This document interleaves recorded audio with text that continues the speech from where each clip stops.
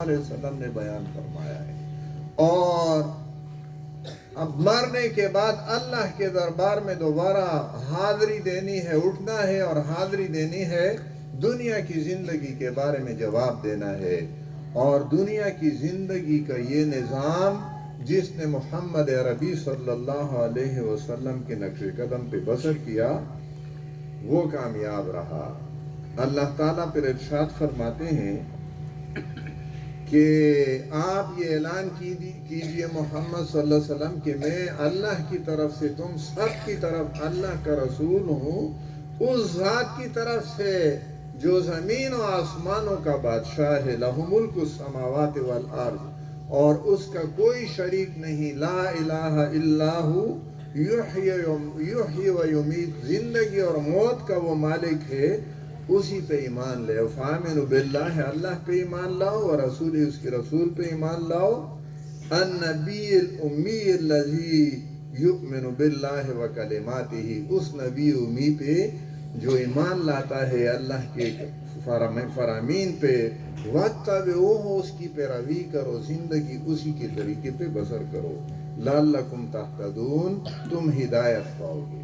دنیا میں کامیاب زندگی گزارنے کا طریقہ وہ ہے جو محمد عربی صلی اللہ علیہ وسلم نے سکھلایا۔ علامہ اقبال رحمۃ اللہ علیہ نے ایک شعر میں ہمیں تعلیم دی، ہماری رہنمائی کی ہے۔ سبق پھر پڑھ صداقت کا، عدالت کا، شجاعت کا، لیا جائے گا تجھ سے کام دنیا کی امامت کا۔ محمد عربی صلی اللہ علیہ وسلم نے اللہ کے فرمان کے مطابق دنیا کی امامت اپنے ہاتھ میں لی، امت کے ہاتھ میں تما دی۔ دنیا سے رخصت ہوتے وقت خلافت راشدہ قائم ہوئی، اور علامہ اقبال اشارات کر رہے ہیں خلافت راشدہ کی طرف بھی، اور وہ ہمیں تعلیم دے رہے ہیں کہ آپ اپنے بچوں کو خود بھی سبق حاصل کر اپنے بچوں کو بھی پڑھاؤ۔ سبق پھر پڑھ صداقت کا درس صدیق اکبر رضی اللہ تعالیٰ عنہ سے حاصل کر۔ عدالت کا، عدل فاروقی، فاروق اعظم رضی اللہ تعالیٰ عنہ نے عدل و انصاف کا جو نظام پوری دنیا میں پہنچایا، محمد عربی صلی اللہ علیہ وسلم کا لایا ہوا نظام۔ آج بھی دنیا میں ایسے ممالک ہیں کہ اپنے فلاحی قانون کا نام انہوں نے عمر لا رکھا ہے، عمر کا قانون ہے۔ یہ عمر نے اس کو دنیا میں پھیلایا تھا، لانے والے محمد ہیں صلی اللہ علیہ وسلم۔ اور شجاعت کا سبق پھر پڑھ صداقت کا، عدالت کا، شجاعت کا، شیر خدا علی مرتضی رضی اللہ تعالیٰ عنہ۔ اور اس وقت میں زیادہ تفصیل میں بات نہیں کر سکوں گا، غزوہ بدر کا تھوڑا سا اشارتاً ذکر کروں گا۔ غزوہ بدر آپ کو معلوم ہے، غزوہ بدر یہ کفر اور اسلام کے درمیان پہلا معرکہ تھا۔ بدر کے میدان میں ابو جہل 1000 کا لشکر لے کر آیا تھا، اور اس کے مقابلے پہ نبی صلی اللہ علیہ وسلم 313 جان نثار مدینہ سے نکال کے بدر کے میدان میں پہنچے تھے۔ اور مشرکین کے لشکر سے 3 پہلوان نکلے، یہ 2 بھائی تھے اور ایک ان کا بیٹا تھا، عتبہ، شیبہ اور ولید۔ عتبہ اور شیبہ یہ بھائی تھے، اور ان میں سے ایک کا بیٹا ولید تھا۔ انہوں نے للکارا اس وقت کے جنگ کے رواج کے مطابق، اور 3 انصاری جوان آگے بڑھے۔ انہوں نے پوچھا کون ہو تم؟ کہا کہ ہم مدینہ کے رہنے والے ہیں۔ کہا نہیں، تم سے کوئی سروکار، تم واپس جاؤ، وہ جو ہم سے بھاگ کر آئے ہیں وہ ہمارے پاس سامنے آ جائے۔ وہ واپس پلٹے، نبی صلی اللہ علیہ وسلم نے ان کو اشارہ کیا، واپس آئے۔ نبی صلی اللہ علیہ وسلم نے حمزہ رضی اللہ تعالیٰ عنہ، اپنے چچا زاد بھائی علی رضی اللہ تعالیٰ عنہ، دوسرے چچا زاد بھائی عبید رضی اللہ تعالیٰ عنہ کو حکم دیا کہ آپ آگے بڑھو۔ تینوں آگے بڑھے، اور مقابلہ شروع ہوا، لڑائی شروع ہوئی۔ حمزہ رضی اللہ تعالیٰ عنہ، علی رضی اللہ تعالیٰ عنہ نے ان دو بھائیوں کو موت کے گھاٹ اتار دیا۔ عبید رضی اللہ تعالیٰ عنہ اور ولید دونوں نے ایک دوسرے پہ وار کی اور زخمی ہوئے۔ علی رضی اللہ تعالیٰ عنہ وہ پہلے مرد مجاہد ہیں غزوہ بدر کے، اور اقبال کہتے ہیں سبق پھر پڑھ صداقت کا، عدالت کا، شجاعت کا۔ علی رضی اللہ تعالیٰ عنہ کی طرف اشارہ ہے۔ لیا جائے گا تجھ سے کام دنیا کی امامت کا۔ اس وقت دنیا کے اندر کفر کا نظام چل رہا ہے، ظلم کا نظام ہے اور بے انصافی کا نظام ہے۔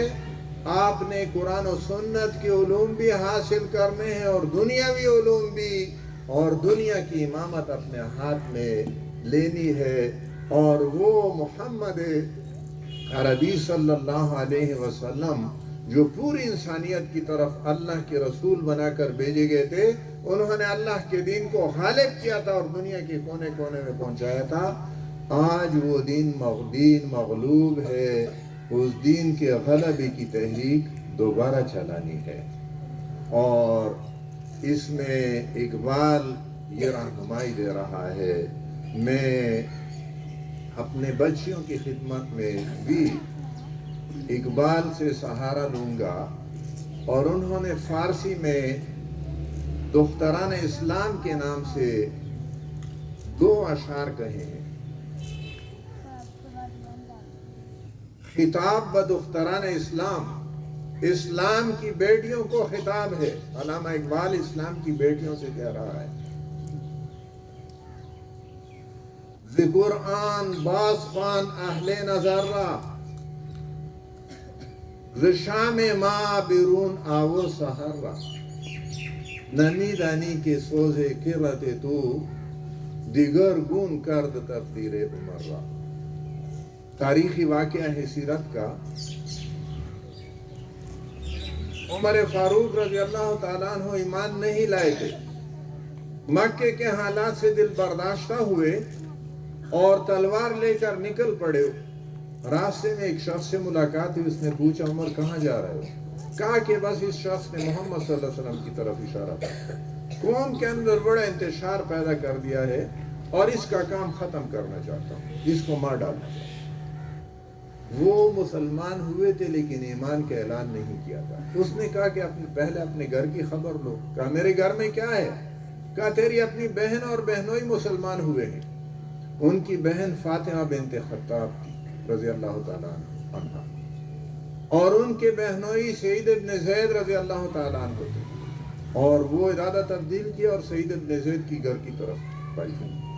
جب گھر کے قریب پہنچے تو وہاں پہ فاطمہ بنت خطاب اور سعید ابن زید رضی اللہ عنہما حباب ابن عرت رضی اللہ تعالیٰ عنہ سے قرآن پڑھ رہے تھے، اور جب عمر رضی اللہ تعالیٰ عنہ کے قدموں کی آہٹ محسوس کی تو انہوں نے حباب کو بھی چھپایا اور قرآن کے اوراق کو بھی چھپا کے رکھ دیا۔